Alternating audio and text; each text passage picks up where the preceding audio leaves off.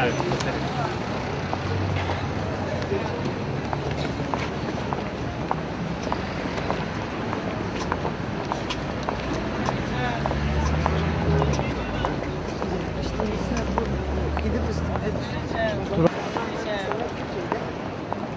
Leyla, dall'Italia, a bucare l'Italia.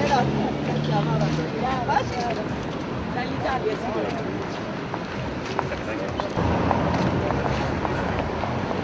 Bir şey söyleyecek misiniz efendim? Teşekkür ediyorum.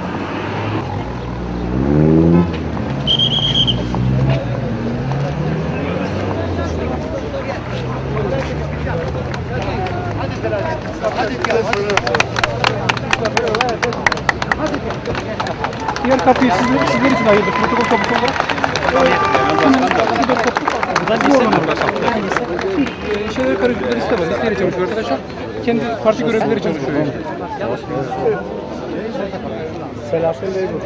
Burada da geçse sıkıntı yok arkadaşlar.